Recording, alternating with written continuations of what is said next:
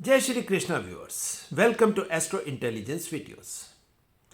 दर्शकों, नॉर्मली आप जब भी किसी से बात करते हैं, किसी अपने से थोड़े नॉलेजेबल इंसान के पास जाते हैं, मतलब हमेशा ये बातें होती हैं कि हमारे भाग्य में ऐसा है या हमारे भाग्य में ऐसा नहीं है। बहुत से लोगों की शिकायतें होती हैं कि पता नहीं क्या हमारे भाग्य में ऐसी चीज़ें क्यों नहीं मिली। अब दर्शकों, ये जो बात है भाग्य की, आज की वीडियो का टॉपिक भी यही है। भाग्य क्या है, डेस्टिनी क्या है, फेट क्या है, क्या भाग्य को बदला जा सकता है, और भाग्य हम अपने ज्योतिष शास्त्र में कह लीजिए या अपनी कुंडली में अपने भाग्य को कैसे जाने।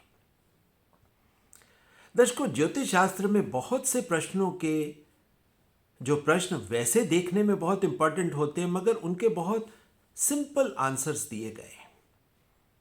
ज्योतिष शास्त्र में उन्होंने नवम भाव को डेस्टिनी, फेट के साथ एसोसिएट कर दिया, आपके भाग्य के साथ एसोसिएट कर दिया।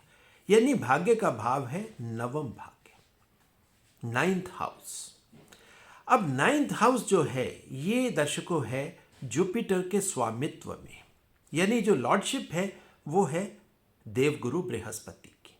सो नॉर्मली सुपरफिशियल लेवल पर यह मान लिया जाता है कि हमारे भाग्य का कारक जुपिटर ही है, मगर यह चीज बहुत सुपरफिशियल है, क्योंकि जब हम जुपिटर को समझने लगते हैं तो कहानी बदलती है, मायने बदलते हैं।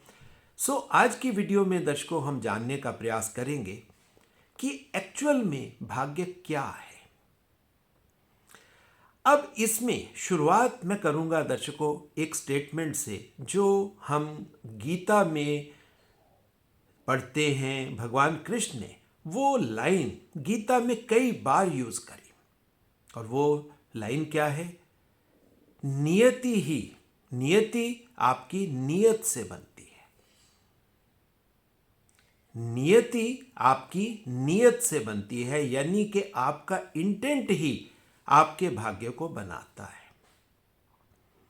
अब दर्शकों, बाहर से देखने में ये एक बहुत सिंपल सी स्टेटमेंट लगती है, सबने पढ़ी है और पढ़ के हम उसको छोड़ देते हैं, मगर जब इसी को ज्योतिष शास्त्र में लगाएं तो ज्योतिष शास्त्र में नियत के लिए भाव कौन सा होगा? नियत के लिए भाव होगा 4th हाउस, और नियति यानी कि भाग्य के लिए भाव कौन सा है? ये है 9th। सो 4th से 9th, अब इन्हीं दो भावों के एसोसिएशन से हमारा भाग्य निश्चित होगा। अब भाग्य क्या है? भाग्य दो तरीके का दर्शकों होता है। एक तो हम भाग्य में वो चीजें लेते हैं जो प्रारब्ध से हमें मिली है। प्रारब्ध का मतलब क्या हुआ? जो चीजें पिछले जन्मों के कर्मों के रिजल्ट के रूप में हमें मिली, वो हमारा प्रारब्ध है, यानी कि पिछले जन्मों के कर्मों का फल। अब कोई चीज कभी हमने कुछ किया था, उसके फल के रूप में हमें मिली, अब उसका तो हम कुछ कर नहीं सकते, वो तो हमारे जीवन में आ गया, जिसको हम कहते हैं ये हमारा डेस्टाइन्ड एक्ट या डेस्टाइन्ड कर्मा है। यानी कि इस कर्म का कुछ नहीं किया जा सकता, इस कर्म को बदला नहीं जा सकता। These are are destined karmas. ये तो हमें करने ही होंगे या हमें भोगने ही होंगे। इसको आप दूसरे तरीके से भी समझ सकते हो। वो तरीका क्या है कि जो चीजें हम अपने पिछले जन्मों के कर्मों के फल स्वरूप इनहेरिट करके लेकर आते हैं, वो हमारा प्रारब्ध है, और वो हमारी डेस्टिनी यानी हमारे भाग्य का एक हिस्सा है।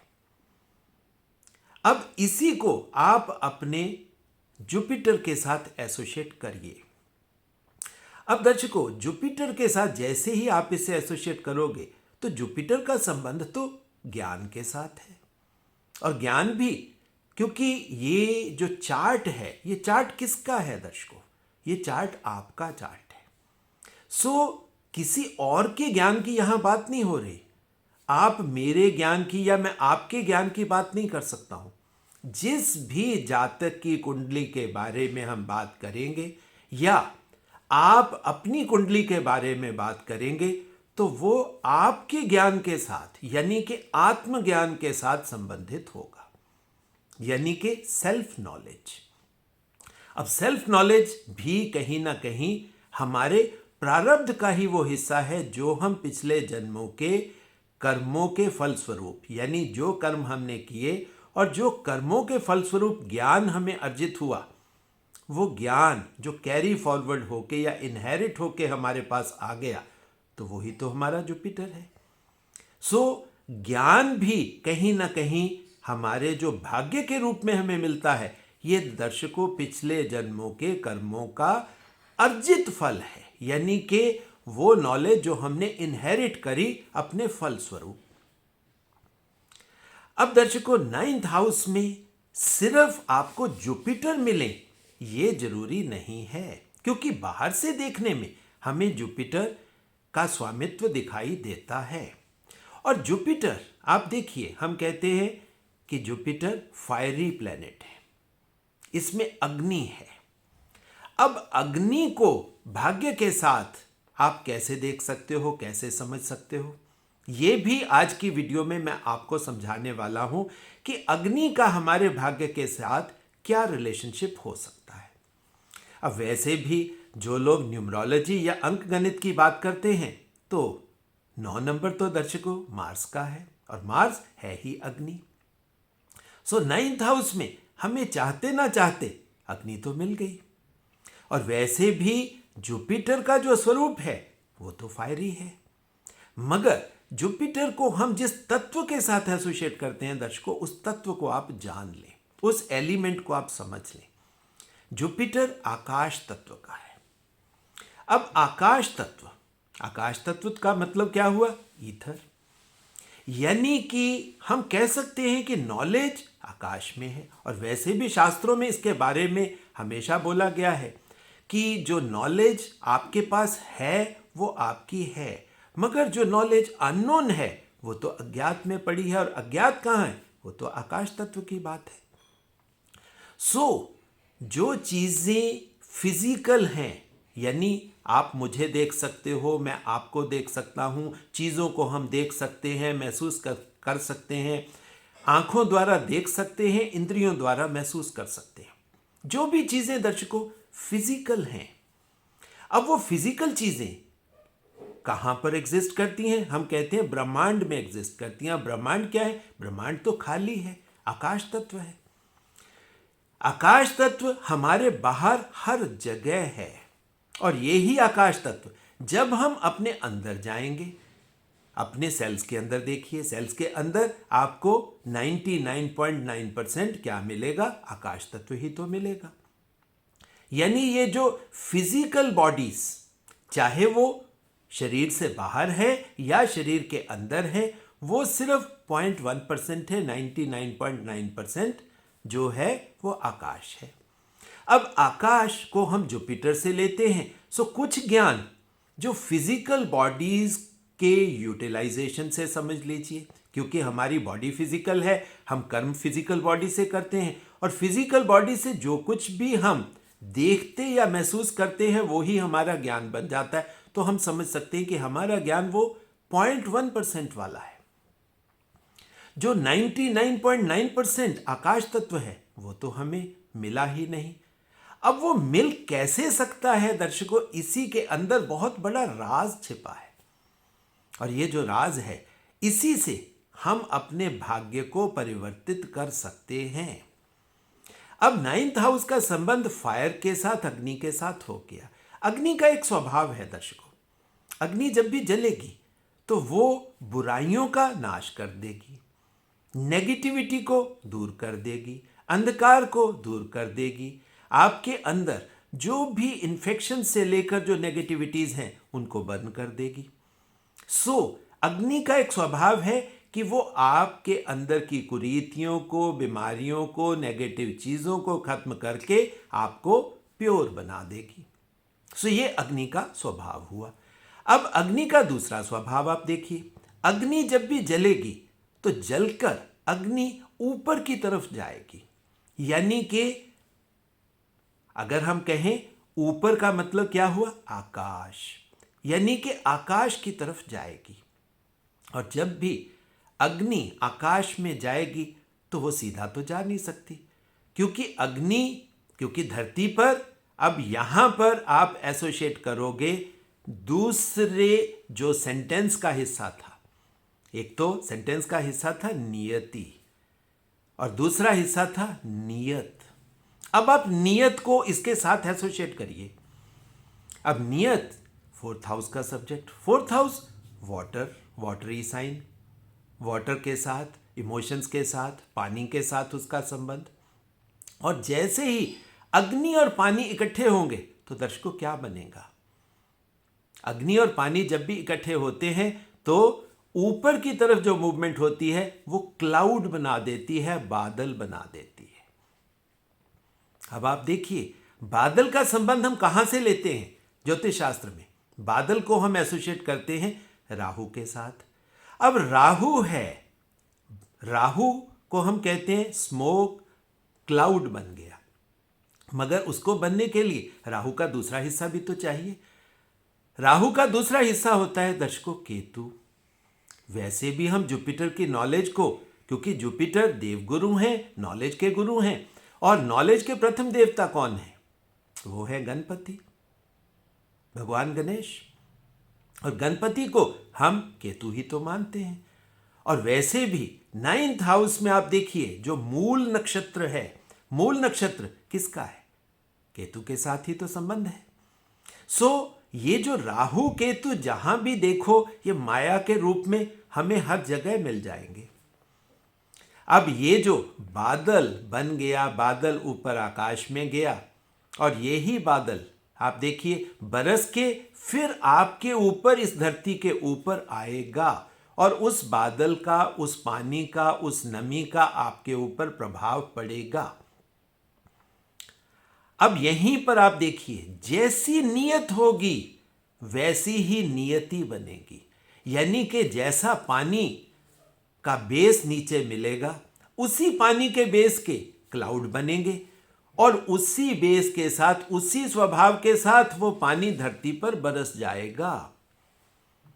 ये जो अग्नि के साथ, अब ये इसमें काफी चीजें हैं, हम कह सकते हैं फिल्ट्रेशन होती है, मगर बेसिक स्वभाव नहीं बदलता दर्शकों। ना पानी का स्वभाव बदलेगा, ना बादल का स्वभाव बदलेगा, ना अग्नि का स्वभाव बदलेगा, ना ही आपका स्वभाव बदलेगा।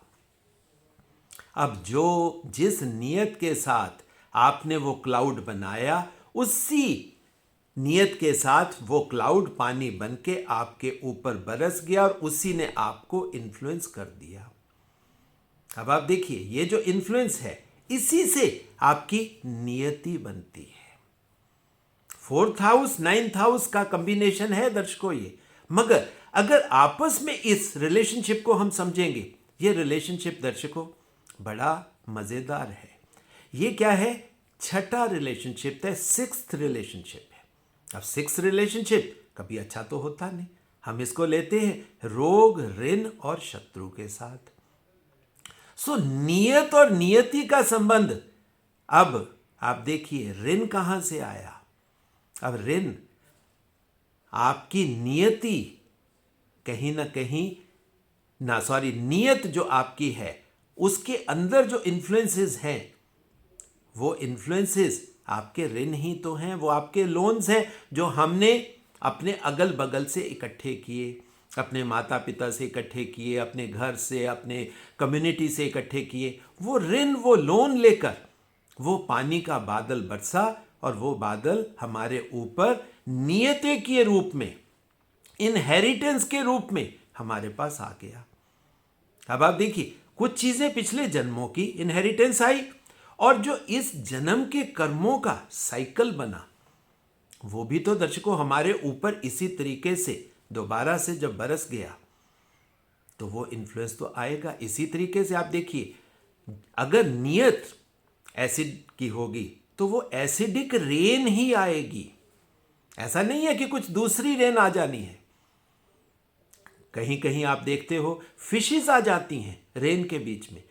जैसी नियत वैसा क्लाउड, जैसा क्लाउड वैसी रेन।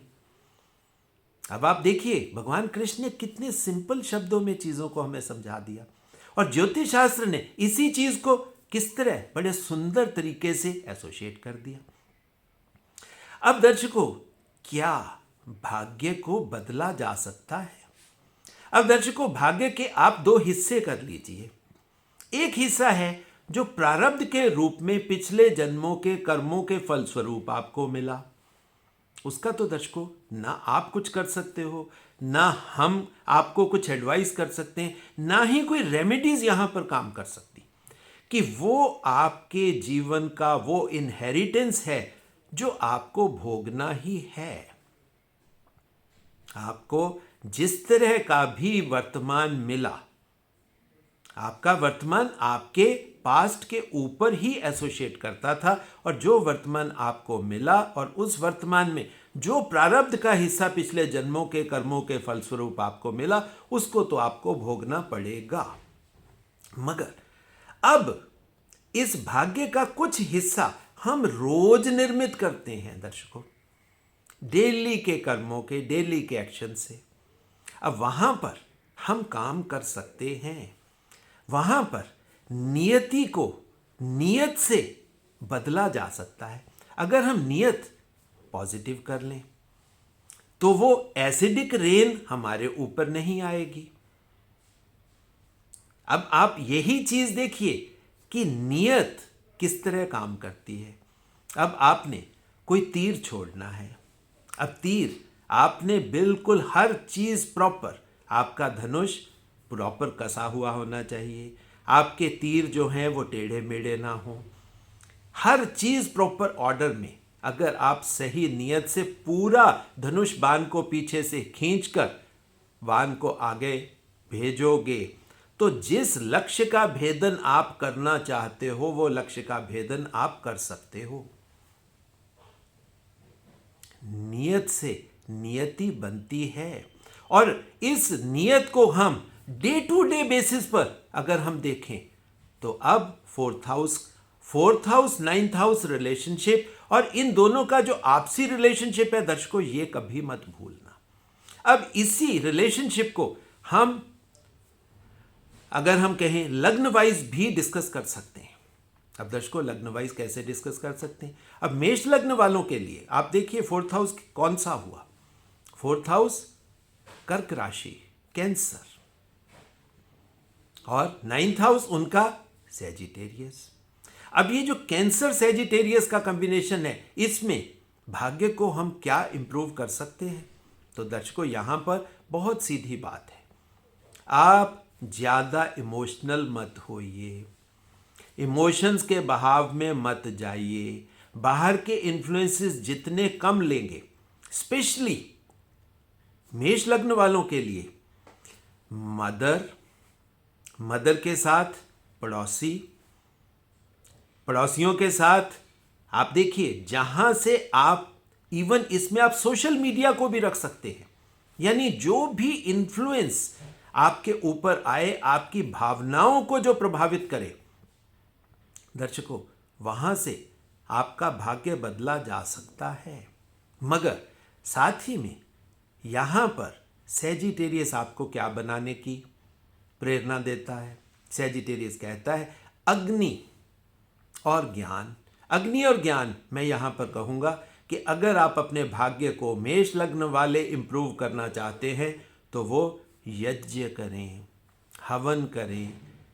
जुपिटर का संबंध चैरिटीज के साथ है, सो वो आहुतियां दें। और जुपिटर को हम उस तीर कमान को याद कर लें जो जुपिटर का सिंबल है, यानी कि जिस नियत से हम यज्ञ करेंगे, जिस नियत से हम आहुति देंगे, जिस नियत से चैरिटी करेंगे, जिन देवताओं का आवाहन करेंगे, आपका फल वहां से बदल सकता है,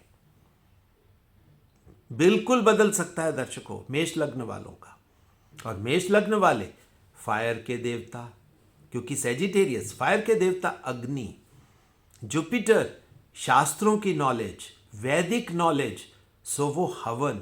सो यहां पर यज्ञ, हवन, अग्नि, आहुति, और आहुति के साथ जो प्रसाद के रूप में आप एक तो हम प्रसाद लोगों को देते हैं, और हम यहां पर यह भी कह सकते हैं कि अग्नि में हम क्या समर्पित करेंगे, वो चैरिटी। सो दर्शकों, यह इस तरीके से मेष लग्न वाले अपने उन चीजों को इंप्रूव कर सकते हैं जिसको हम कहते हैं उनकी नियति यानी भाग्य। अब यहां पर इन्फ्लुएंस में ही चीजें आ जाएंगी। आप तीनों चीजें यहीं पर बिठा लीजिए, रोग ऋण शत्रु और फोर्थ हाउस के साथ माता भूमि वाहन। सो माता भूमि वाहन, इन तीनों चीजों के इन्फ्लुएंस से आप सिक्स्थ हाउस की चीजों को देखिए, एसोसिएट करिए, और उसी से आप अपने भाग्य को बदल पाओगे। प्रारब्ध वाला भाग्य नहीं बदला जाएगा, मगर जो कर्मों से जो डेली आपको नियति के रूप में जो वो रेनफॉल आपको मिलती है, वो दर्शकों बदल सकती है। अब यही चीज आप इससे अगले लग्न की बात कर लीजिए, यानी कि वृषभ लग्न, टॉरस। अब टॉरस वालों के लिए क्या होगा? टॉरस वालों के लिए फोर्थ हाउस कौन सी राशि हो गई? लियो हो गई दर्शकों। और नाइन्थ हाउस में कौन सी राशि हो गई? वो हो गई कैप्रिकॉर्न। अब आप देखिए संबंध कैसे बदलेंगे। अब जैसे ही टॉरस लग्न वालों की बात होगी तो उनकी इमोशंस में वो लियो की बात आ जाएगी, यानी कि राजसी तत्व, राजसिक गुण उनके अंदर बढ़ जाएगा। उस तरह का अहंकार, उस तरह की ईगो आपको दिखाई देगी, उस तरह की अटैचमेंट्स आपको दिखाई देंगी, और वो ही तो उनके क्या बनेंगे? माता भूमि वाहन के साथ। अब आप वहीं पर एसोसिएट करिए, लियो को इमोशंस में तो जाना ही नहीं चाहिए। सो लियो के लिए ईगो संबंधित प्रॉब्लम्स, उनको उसमें नहीं जाना। सो उनको अपने स्वभाव को क्या रखना है? लोगों के प्रति उदार रखना है। अगर वो लोगों के प्रति उदार रहेंगे, देखिए अब लियो है, लियो राजा है। अब राजा जो सेंटेंस दर्शकों मैं बहुत सी वीडियोस में बोलता हूं, मैं दोबारा आपके लिए यहां पर आपको रिमाइंड करवा देता हूं कि राजा तब तक राजा है जब तक वो प्रजा की सेवा करेगा। प्रजा की जब तक सेवा रहेगी, प्रजा उसे दिल से राजा मानेगी, प्यार करेगी उसे। और अगर राजा अहंकारी हो जाए, निर्दयी हो जाए, क्रूर हो जाए, तो आप देखिए प्रजा उससे विमुख हो जाएगी, और जिस दिन मौका मिलेगा प्रजा का विद्रोह उस राजा को गद्दी से उतार देगा। यानी कि उसका वो राजा होना, उसके छठे हाउस के साथ आप रिलेट कर लीजिए, शत्रुता का भाव भी देगा। सो टॉरस असेंडेंट वालों के लिए भाग्य बदलने के लिए उनको हम्बल होके लोगों की सेवा भाव के साथ चलने वाला बन जाना चाहिए। ईगो बिल्कुल नहीं होनी चाहिए, अहंकार दिखना भी नहीं चाहिए। लोगों के प्रति बहुत ज़्यादा उदार दिल, बहुत ज़्यादा सहृदय व्यक्ति, यानी कि फुल ऑफ कंपैशन। अगर टॉरस असेंडेंट वाले इस तरह के बन जाएं, अब आप देखिए राजा है, राजा सपोज करो सड़क पे जा रहा है, अपने लिए पूरा एरिया कॉर्डन ऑफ कर दिया। कोई प्रेग्नेंट लेडी वहां से गुजर रही है और राजा के सैनिक उस प्रेग्नेंट लेडी को जाने नहीं देते और उसका बच्चा वहीं पर खराब हो जाता है।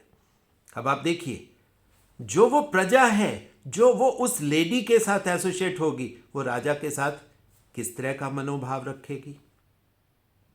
यही दर्शकों चीजें हैं जहां से राजा का फर्क पड़ेगा। और दूसरा राजा जैसे ही किसी प्रेग्नेंट लेडी को देखेगा, अपने वाहन में बिठाकर उसको हॉस्पिटल छोड़ आएगा। अब आप देखिए कितनी बड़ी गुडविल कमा ली उसने, और उसी से उसकी नियति बदल गई। कर्म है, राजा तो राजा है, मगर एक राजा आप देखिए पूरा रास्ता कॉर्डन ऑफ करके अपने अहंकार को लोगों को दिखा रहा है कि मैं राजा हूं। अरे भाई राजा हो तो आप हो ही, आपके लिए वो वीआईपी रूट मिलेगा आपको। मगर अगर आप कंपैशनेट राजा बन जाओ तो आप लोगों के दिल में उतर जाओगे। किस तरह दर्शकों नियत से नियति बनती है। अब ये टॉरस असेंडेंट वालों के लिए ये तरीका है अपने आप को बदलने का। इसे अगला लग्न ले लेते हैं। अगला लग्न है मिथुन लग्न। अब दर्शकों मिथुन लग्न वालों के लिए आप देखिए बड़ी मजेदार चीज आ गई। मिथुन लग्न वालों के लिए 4th हाउस कौन सा हो गया? वो वर्गो हो गया, कन्या राशि का हो गया। और 9th हाउस कौन सा हो गया? 9th हाउस उनके लिए चला गया अब कुंभ लग्न वाला एक्वेरियस। अब आप देखिए एक्वेरियस, इच्छा पूर्ति और भाग्य, ये दो चीजें इकट्ठी हो गई वहां पर। ये डिफिकल्ट है चीज। तो जैसे ही ये डिफिकल्टी आपको समझ में आ जाएगी कि इच्छा पूर्ति तो कर्म के बिना हो ही नहीं सकती। और नियत में क्या है? नियत में वर्गो, यानी कि आपको वैश्य बनना है, ट्रेडिंग मेंटेलिटी, मगर आपको लर्नर बन के चलना है, मैच्योर बुद्धि के साथ चलना है। और दर्शकों जब भी मैच्योर बुद्धि के साथ हम एक्ट करेंगे, अब एक्ट में शत्रुता नहीं आनी चाहिए, रोग नहीं आना चाहिए। सो यहां पर जेमिनी वालों के लिए तो बहुत इंपॉर्टेंट हो जाता है कि वो पर्सनल हाइजीन का भी ध्यान रखें, इन्फेक्शन फ्री नियत। सिर्फ बॉडी शरीर की बात नहीं है, यहां भावनाओं में भी वो इन्फेक्शन नहीं होनी चाहिए, वो नेगेटिविटी नहीं होनी चाहिए, क्योंकि वहीं से शत्रुता बन जाएगी। और शत्रुता बनते ही आप समझ सकते हो नुकसान किसका होगा? नियति का, डेस्टिनी का, भाग्य का। और भाग्य आप देखिए बहुत क्लियरली है, क्योंकि यहां पर तो एक्वेरियस आ गया, शनि राहु दोनों इकट्ठे हो गए। सो जब शनि राहु इकट्ठे हो गए तो दर्शकों यहां पर भाग्य को अगर इंप्रूव करना है, क्योंकि यहां पर माया का खेल बहुत बड़ा है, क्योंकि राहु कर्म के साथ एसोसिएट हो गया।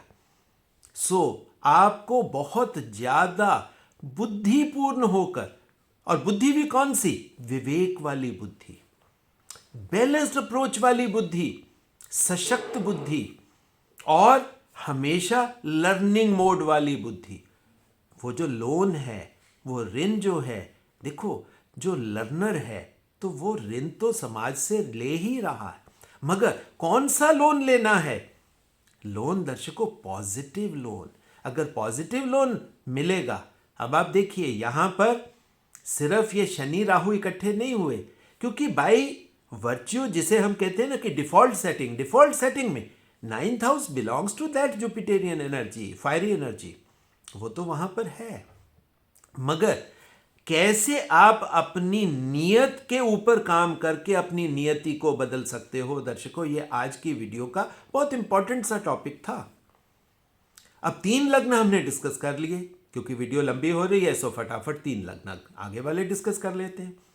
अब दर्शकों नेक्स्ट लग्न आ जाएगा कर्क लग्न, कैंसर असेंडेंट। अब कैंसर असेंडेंट वालों के लिए आप देखिए 4th हाउस में क्या गया?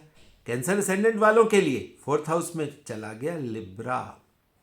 और 9th हाउस में क्या आ गया? 9th हाउस में आ गया उनके लिए मीन राशि, पाइसिस। अब ये 4-9 रिलेशनशिप यहां पर इंपॉर्टेंट हो गया। लिब्रा का तो मतलब ही बैलेंस हुआ, मगर शुक्र प्रधान इमोशंस, शुक्र आपको इन्फ्लुएंस करेगा, यह आपकी भावनाओं में आएगा। आपको चीजें चाहिए, सिर्फ मदर से रिलेटेड नहीं, बड़े घर आ जाएंगे, बड़ी गाड़ियां आ जाएंगी। यहां पर कर्क लग्न वालों के लिए दर्शकों ये बहुत इंपॉर्टेंट बात है। सो उनकी भावनाएं अब किस तरह की जाएंगी? क्या आप अपने पड़ोसियों से इन्फ्लुएंस्ड हो? आपके पड़ोसी ने बड़ी गाड़ी ले ली, आपकी कैपेबिलिटी अभी वहां तक नहीं पहुंची, मगर आप लोन लेकर बड़ी गाड़ी ले रहे हो, तो दर्शकों भाग्य। अब आप सीधा सीधा अपने आप वो फिल इन द ब्लैंक्स कर सकते हो कि आपके भाग्य में क्या पड़ा होगा। बैंक वाले आएंगे, किस्तें आप दे नहीं पाओगे। सो वो भाग्य किसने बनाया? आपकी नियत से वो भाग्य बना। आपकी कैपेबिलिटी एक छोटा फ्लैट लेने की है, मगर दूसरे अपने दोस्तों को देखते हो वो बंगलोज में रह रहे हैं, आप उनके बंगलोज से इन्फ्लुएंस्ड होकर लोन लेकर बंगलो ले लेते हैं और उसकी किस्तें नहीं चुका पाते, तो वो ही भाग्य आपके लिए शत्रु बन गया। और यही इंसान अपने मन और अपनी दुनिया को बैलेंस बना ले। फोर्थ हाउस में आप देखिए नियति को हम कैसे बदल सकते हैं, सिर्फ नियत को बैलेंस करके। जैसे ही नियत को हमने बैलेंस किया, आप देखिए नियति हमारी फेवर में आ गई, हमारे लिए अच्छा फल देने वाली हो गई। सो ऐसा नहीं है दर्शकों कि नियति को हम सिर्फ दूसरे उपायों से ही बदल सकते हैं, ये प्रैक्टिकल नॉलेज से भी हम अपनी नियति को डेली बेसिस पर बदल सकते हैं। अब दर्शकों आज की वीडियो, क्योंकि नॉर्मल वीडियोस में 30 मिनट 28 मिनट यहीं तक देता हूं, सो यहां पर ऑलमोस्ट 31 मिनट हो गए हैं। सो आज की वीडियो में इन 4 लग्नों के ऊपर ही बात रहेगी। इसी वीडियो को और आगे लेकर जाएंगे। अगली वीडियो में कोशिश करूंगा अगले 8 के 8 लग्न हम डिस्कस करने का प्रयास करेंगे। सो दर्शकों ऐसा नहीं है कि किसी का भी भाग्य बदला नहीं जा सकता, मगर भाग्य बदलने के लिए आपको अपनी नियत के ऊपर काम करना पड़ेगा। भगवान कृष्ण ने जो बोल दिया है दर्शकों वो अटल सच्चाई है, इतनी ज्ञानपूर्वक बात है। जब उसको हम एस्ट्रोलॉजी के साथ मिलाते हैं और अपने चार्ट में उसे इम्बाइब कर देते हैं, आप देखिए कितना बढ़िया तरीके से सॉल्यूशंस हमें मिलते हैं, हमें वो प्रैक्टिकल रेमेडीज मिलती हैं जो हमारे चार्ट के अंदर है। अब यहीं पर दर्शकों मैं आपके लिए एक छोटी सी बात और ऐड कर दूं, और वो क्या है, इन 4th हाउस और 9th हाउस यानी कि नियत का भाव और नियति का भाव, इन दोनों भावों में जो प्लैनेट्स आपके वहां पर पड़े हों उनको भी आप बीच में लाकर, उनके प्रभाव को भी बीच में डालकर अपनी नियति के ऊपर काम कर सकते हो। सो दर्शकों जो एक रिक्वेस्ट हर वीडियो के अंत में मैं आपसे करता हूं, इस वीडियो के अंत में भी कर रहा हूं कि एस्ट्रो इंटेलिजेंस आपका अपना चैनल है, वैदिक ज्ञान का, वैदिक एस्ट्रोलॉजी के ज्ञान का चैनल है। सो इस चैनल को निवेदन है कि ज़्यादा से ज़्यादा आप शेयर करें, लाइक करें, सब्सक्राइब करें, घर घर तक पहुंचाएं, ताकि ज्ञान की गंगा घर घर तक पहुंचे। और जो दर्शक अपने चार्ट मुझसे एनालाइज करवाना चाहते हैं, हमारे इंस्टीट्यूट में एडुकेशन लेना चाहते हैं, उन सभी के लिए दर्शकों मेरा एक ही फ़ोन नंबर है, दैट इज़ 9881164480। उसी के माध्यम से आप मुझसे संपर्क स्थापित कर सकते हो। सो दर्शकों अगली वीडियो तक इंतज़ार, और तब तक बहुत बहुत प्यार, बहुत बहुत आशीर्वाद।